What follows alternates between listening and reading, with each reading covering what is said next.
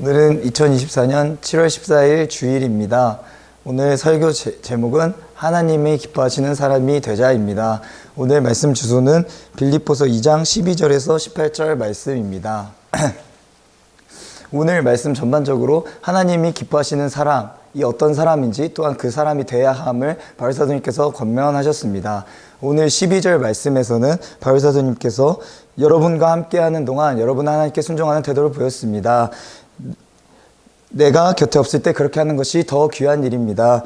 하나님께서 주신 구원을 이루기 위하여 열심히 노력하며 두려움과 떨림으로 늘 힘쓰기 바랍니다. 아멘. 이렇게 말씀하셨습니다. 하나님의 말씀에 순종하며 사는 것, 즉 하나님의 말씀에 한결같이 순종하며 사는 것이 하나님께서 기뻐하시는 사람입니다.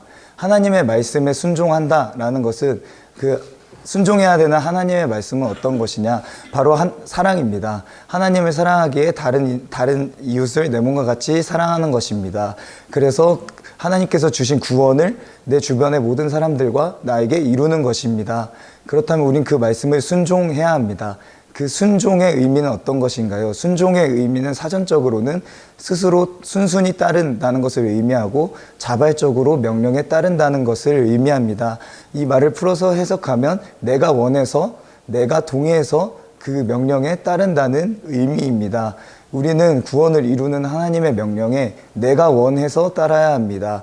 그런 길에 불평과 불만이 있을 수 없습니다. 뒤에 14절 말씀에서 무슨 일을 하든지 불평하거나 다투지 마십시오 라고 말씀하셨습니다. 우리가 다른 사람들 하나님의 구원을 이루기 위해서 내가 원해서 순종한다면 이러한 일이 있을 수가 없습니다. 왜냐하면 다른 사람들의 구원을 위해서 내 행동이 정해지기 때문입니다. 또 중요한 것은 한결같이 이러한 말씀에 순종해야 된다는 것입니다. 이 한결같다라는 말은 공간, 상황, 그 시간 속에서 하나의 모습으로 살아간다는 것입니다. 오늘 말씀에서 보면 여러분과 함께 있는 동안 여러분은 하나님께 순종하는 태도를 잘 보여주었습니다. 내가 없을 때 그렇게 하는 것이 더 아름답고 귀한 일입니다라고 말씀하셨습니다. 우리는 누가 보든지 아니하든지 상황이 바뀌든지 안 바뀌든지 어느 장소에서든지 하나의 모습으로 살아야 합니다. 그것은 바로 오늘의 말씀에서 나온 것처럼 하나님의 말씀에 순종하는 일입니다. 그것은 내가 원해서 그곳에 하나님의 사랑을 이루고 구원을 이루는 일입니다. 다른 사람들의 구원을 위해서 살아가야 하는 것입니다. 또 한 가지 우리는 시간적으로 하나의 모습으로 살아야 합니다. 12절 뒤에 말씀에 하나님께서 주신 구원을 이루기 위해서 두렵고 떨리는 마음으로 늘 힘쓰라고 말씀하셨습니다. 우리는 늘 이것에 힘써야 합니다. 우리가 월수금만 하나님을 전하면서 살아야 되냐? 그것은 아닙니다. 또한 우리가 1년 동안 2년 동안 작정하고 다른 사람들의 구원을 위해서 살겠다. 이것도 아닙니다. 우리가 하나님의 말씀에 순종한다.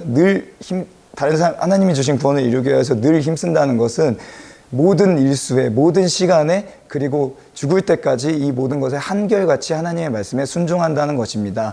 이렇게 하나의 모습으로 살아갈 때 우리는 한결같은 모습으로 산다고 말할 수 있는 것이고, 한결같은 모습으로 하나님의 말씀에 순종한다고 말할 수 있는 것일 것입니다.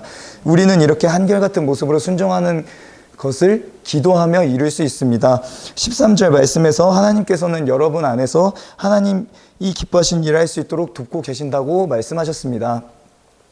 우리가 기도하면서 이 모든 일을 행할 수 있습니다. 그 이유는 우리가 기도할 때 성령님께서 우리에게 분별할 수 있게 해주시고 그것들을 이룰 수 있도록 용기를 주시고 방법을 찾게 해주시기 때문입니다. 그래서 우리는 기도하면서 이렇게 구원을 항상 이루면서 살 수 있는 것입니다.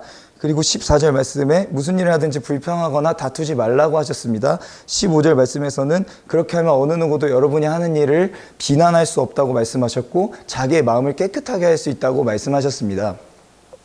우리가 다른 사람들에게 하나님의 말씀을 전하고 하나님을 믿는 믿음을 전할 때 항상 기뻐하는 모습, 항상 기도하는 모습, 모든 일에 감사하는 모습을 삶으로 전하며 말을 해야 하는데, 우리가 그 사람들 앞에서 불평하거나 불만을 쏟는다면 그 사람들이 저의 말을 믿을 수가 없습니다. 또한 우리가 삶으로 전한다고 말할 수가 없습니다. 그래서 우리가 모든 일을 하든지 불평하면 안 되는 것입니다.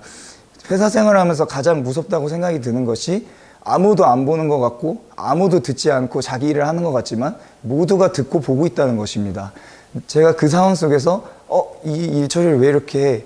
이 상황은 왜 이렇게 됐어? 라고 불평을 한다면 제가 하나님의 모습을 전할 수가 없을 것입니다. 그래서 모든 일을 하든지 불평하면 안 되는 것입니다. 두 번째로 다투면 안 되는 것인데, 우리가 하나님의 사랑을 전하며 살아야 하고 그곳에 사랑을 이루면서 살아야 한다고 하는데, 우리가 다른 사람들과 다투는 모습, 즉 미워하는 모습을 보여주게 된다면 우리가 하나님의 사랑을 말할 수도 없을 것입니다.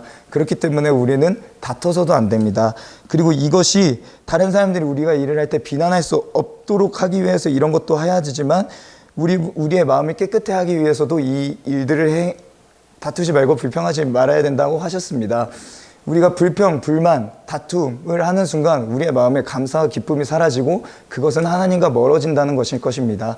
그렇기 때문에 우리의 마음을 깨끗하게 하기 위해서도 다툼과 불평을 하면 안 되는 것입니다. 심는 대로 거둔다는 말씀이 있습니다. 우리가 어느 곳에서든 하나님의 사랑을 이루면서 살아야 한다고 다 알고 있습니다. 근데 우리가 그곳에 다툼, 불평을 심는다면 그곳에 사랑을 거둘 수 없기 때문에 우리는 항상 사랑을 심고 항상 기쁨과 감사를 심어야 하는 것입니다. 우리는 이러한 모습으로 한결같이 어느 곳에서든지 어느 때라든지 하나님의 말씀에 순종하며 살아야 합니다. 이렇게 순종하는 사람들의 어떤 마음을 가지고 사는지 16절부터 18절 말씀에서 나와 있습니다. 바울 사도님께서는 빌립보 있는 사람들에게 생명의 말씀을 굳게 붙드십시오. 그리하면 그리스도께서 다시 오시는 날에 내 수고가 헛되지 않고 열심히 달려온 내 삶이 승리를 가득하고 기뻐하고 또 기뻐할 것입니다. 아멘이라고 말씀하셨습니다. 다른 사람의 구원을 위해서 사는 사람들은, 내가 전하는 사람들, 내가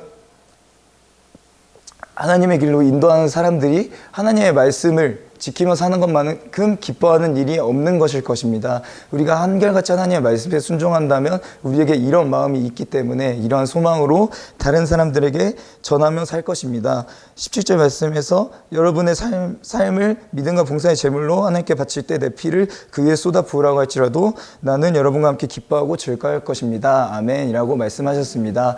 그렇게 될 수만 있다면, 다른 사람들이 하나님의 말씀을 믿고 살 수 있다면 내가 어떻게 되든 모든 일이 기쁘다는 것입니다. 우리는 항상 하나님의 말씀에 순종하며 이러한 마음으로 살아야 합니다.